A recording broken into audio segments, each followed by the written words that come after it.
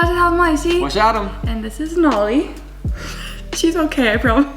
He's so tired. 他现在睡得很香，现在欧文也在睡觉。我们今天想要聊聊我们之前有提过，但没有分享很多，没有仔细。对，就是我的产后忧郁跟 Adam 18年 mental health 的路途。Yeah， 希望今天分享我们的经验，也能够帮助大家，这样也可以更认识我们。Oh, she's so cute. 看我们刚出生完之后的影片，你可能会发现，就是有几次我有说有产后忧郁，拍 vlog 的时候有说我刚哭了，担心当个好妈妈这些。从现在好一些回去看，我更了解那个经验，可以分享。所以首先想说，我真的很喜欢我怀孕的期间，整体来说就是创造我们的 baby， 他每天在我的肚子里成长是非常美好的经验。然后那时候我也蛮惊讶的是，我的情绪很稳定。In your entire life, you've never struggled with anxiety, depression. It's never been an issue of yours. 所以我知道这是有可能会发生的事情，但我还是觉得还蛮稳定，应该会没事。但事情不是这样子，而且产后的那些荷尔蒙不是开玩笑的，真的是一下子会完全改变。Baby 出来那一秒，你身体的荷尔蒙就会开始变，会变很多。荷尔蒙会直接影响我们的心情。Yeah. 首先有产后忧郁，英文是 baby blues，再来就是产后忧郁症，最严重的是产后精神病。They're kind of like increasing in severity and increasing in rareness. Yeah. 生完 Boba 回到家的大概2天后，我开始注意到一个很大的差异，感觉很不像我自己。我无法控制我的情绪，然后情绪很低落，容易流泪。Everything made me want to cry. Yeah, there was definitely an obvious change. I mean, before this, you like never cried. 看到宝宝就会想哭。I thought he was growing way too fast. 我无法想到未来他长大，我会觉得太难过。It wasn't like a simple tear coming out of the eye. I mean, it would get intense. 大哭。Yeah. Other things that made me really emotional were just watching you do really nice things for me and Owen. I would cry because I'm like, oh, he's so awesome. Or Moma, watching her make us dinner and working in the kitchen and cleaning dishes. I just was so touched. I would start crying. 另外一个让我觉得很 like whiplash的感觉就是我跟 Adam 2个人的世界就 it was over, and I knew that, and we were preparing for and that. We were excited for baby, but the thing that really shocked me was that I guess I just didn't realize how drastic the change in feeling would be. Our baby's here, our baby needs us for the rest of his life, and I felt extremely unprepared. But I also felt guilty for being sad and being unprepared, so then I would start crying even more. It was like the thought of permanent change would like kind of scare you and overwhelm you. Yeah, everything. On top of that, you're very sleep deprived and exhausted, and so I was already not feeling like myself. Like I was already just so tired, and then you have to be on call 100% for your baby. It's just like the biggest change. Even though our heads knew we're happier, this is exciting, you know, sometimes your heart feels like it's too much. Yeah, and I was really grateful that you reminded me of that so much, and I knew he was perfect, and everything was good there, but with the hormones and the change, I was shocked. Yeah, with mental health issues, you lose control of your feelings. So even though your head understood that things are okay, things are normal, your feelings didn't understand that, and your feelings were telling you that everything was falling apart. I remember a big thing too was I couldn't think about the past, and I couldn't think about the future. Just time in general made me so sad. And even now, the night before Owen was 6 months, I was just bawling. He's growing way too fast. I'm like sad now. I feel like this is just like being a mom though. They grow so fast, and that I can kind of talk about it right now, but if you brought it up to me when he was in those first 2 weeks, I would have been crying for like the next hour. Right now, this is a normal emotion. I'm getting a little bit choked up too. Yeah, but before I would just have to like hold him so tight and have Adam like hugging me and telling me that like it's okay. I was sad that our relationship felt like it would never be the same too. Well, it's stronger now. It is stronger now. 我们那时候知道 baby blues 是很固定，很奇妙，它是很固定的2周。如果它持续比较久，就会跟你的医生聊 postpartum depression。那时候可能会开始考虑吃药什么的。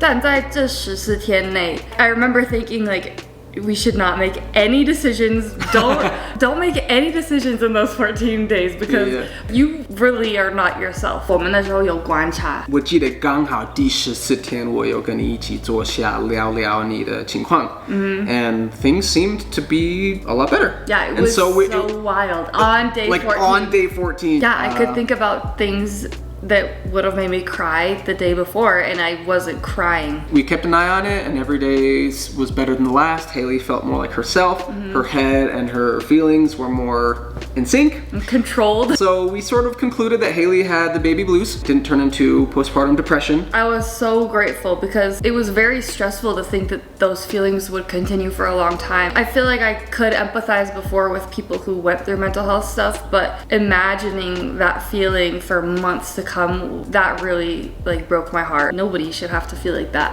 for a long time. So I was really grateful that it ended, and I was so grateful during that time. You were so wonderful and supportive and loving, and well, it was easy too because you were so sweet and you were such a good mom to Owen. Something like natural kicked into me, like I want to protect this girl. You did. And having my mom, having her make meals, having the Taiwanese postpartum meals, and then having my sister-in-law was really amazing. She would call me every single day and be like, mental health check, and yeah, that was nice. A lot of times that she called in those first 2 weeks, I would answer the phone bawling, and she was really there for me. So I just really appreciate family and friend support. 另外让我好惊讶的是产后忧郁 It affects 80% of women. 我后来很好奇，就是台湾的月子中心一定会对这方面有很大的帮助，有那么多的支持，可以睡着 That would have helped a ton. 我也蛮好奇台湾的月子中心会怎么帮助妈妈这一块。那时候我们也有拍影片，但我跟 Adam 很坚持，就是不要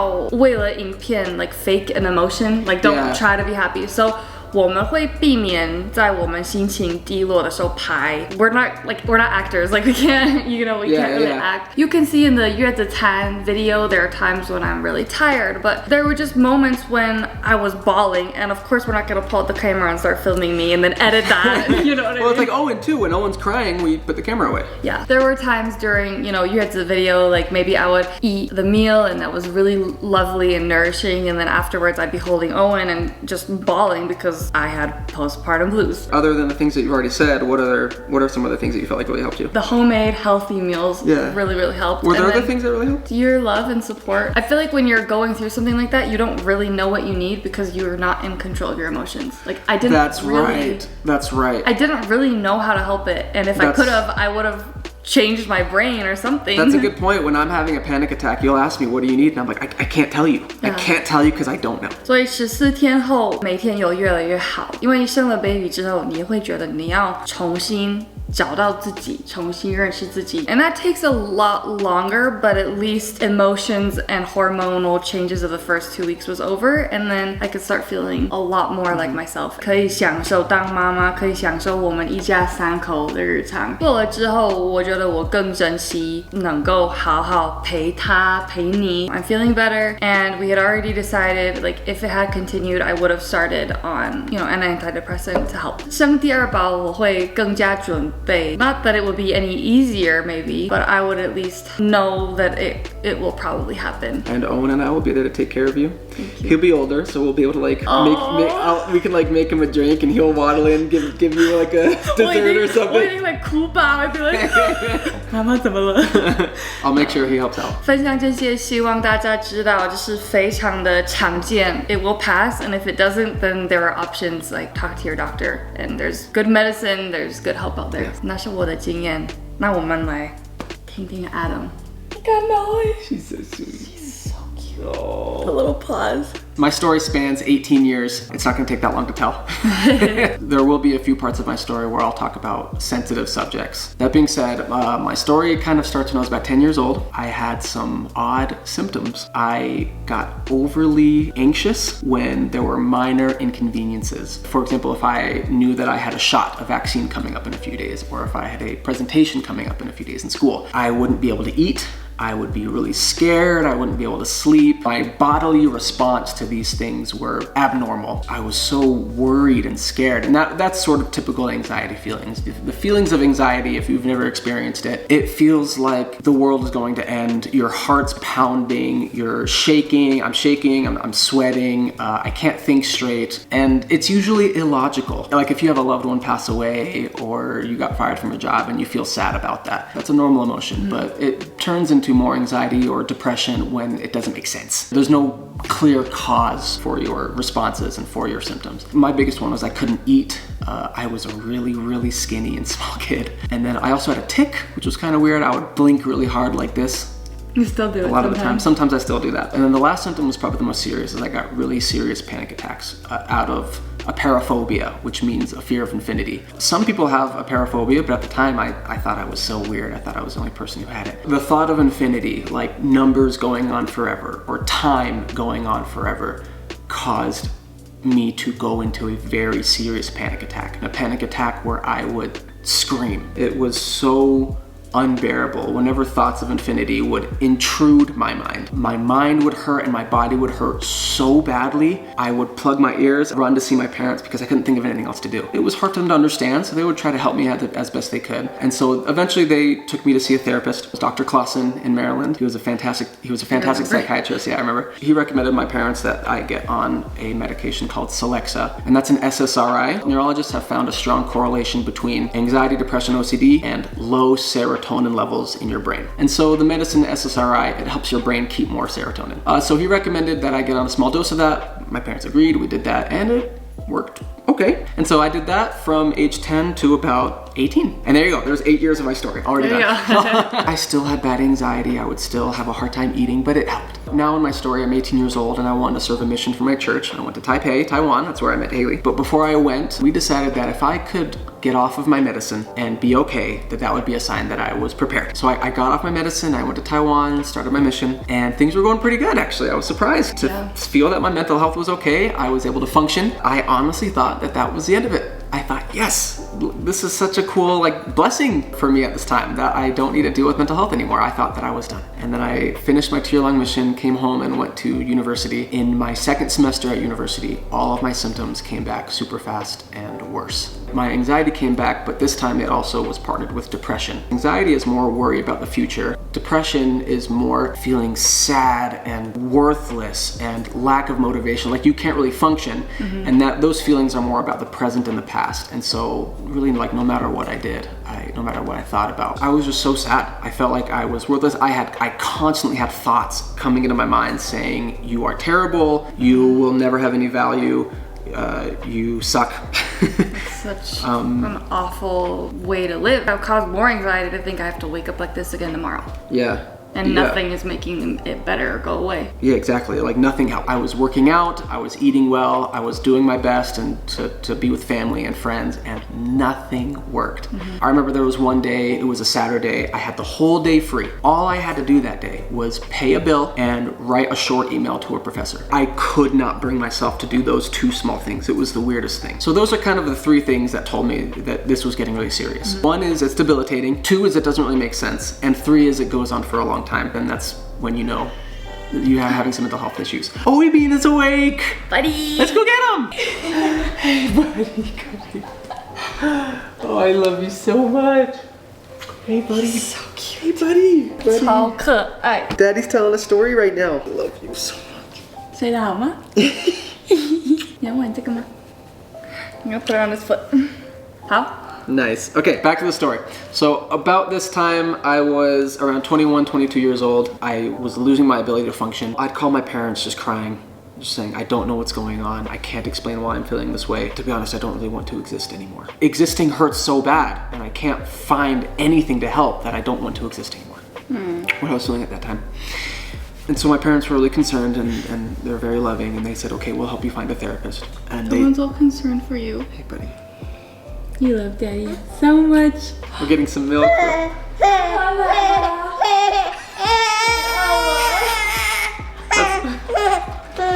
他很饿，看到奶瓶的时候就会发出这个声音。But it doesn't work that way. 吸管才可以。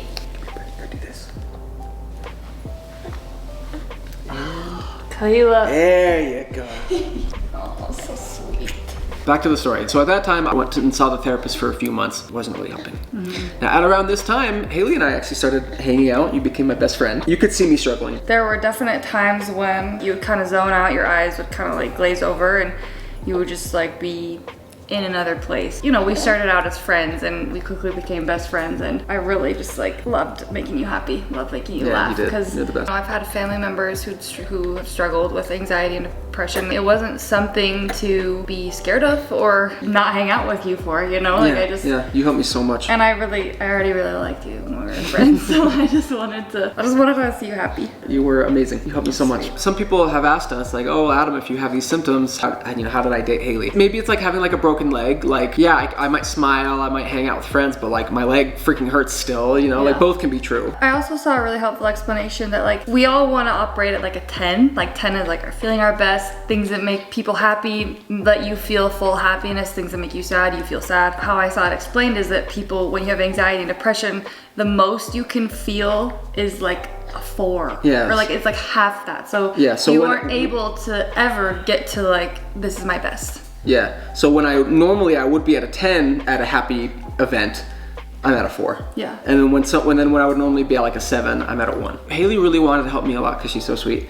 And she told me about that. And I liked you a lot. I really liked you too. She told me that she had family members who also had struggled with anxiety and that they used a medication called Lexapro, which is also an SSRI. It's just one that actually has a higher success rate. I mean, I wasn't a doctor, but I was just kind of like, Adam, this has helped people that I know a lot, like give them their life back. And so I kind of told you to go.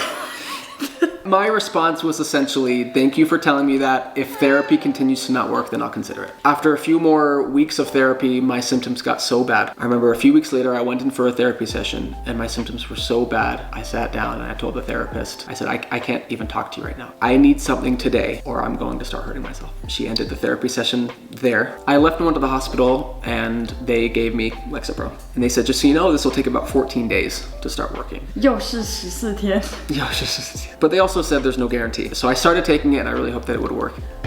Okay, he's done. 要看哪里？要看哪里？ I know. Yeah. So sweet. 你要玩吗? He's gonna go on the mat next to us. I'm so happy you're awake. We're gonna put him down to play with some toys. On the morning of the 14th day, I got into the shower, and while I was in the shower, I noticed that all those negative, terrible thoughts and feelings, they just didn't come. And instead, my feelings and my thoughts, they felt like my own. They felt like normal thoughts, like, hey, today's gonna be a good day. I felt excited about things that I had planned that day. It had been so long since I felt normal, like myself, that I just started crying. After you got out of the shower, you called me, you're like, I feel like it's working. Yeah, I was crying in the shower out of joy, out of happiness. Yeah. To feel like myself again. So that was in 2018 and it worked. I felt like myself. Yeah, you were doing so much better from that point on. Like you were a happier version of you. So special, like as someone who loved you, to see you recover and see you feel like how you wanted to feel. And that lasted all the way from 2018. You know, we got married, I graduated. We went to Taiwan. Yep. Every year we go back to Taiwan. It was awesome. Yeah, and then 2022 happened. 2022, I experienced something that about 20% of people who take SSRIs experience, and it's called poop out. That's the actual word for it. It's a clinical term. It's called poop out.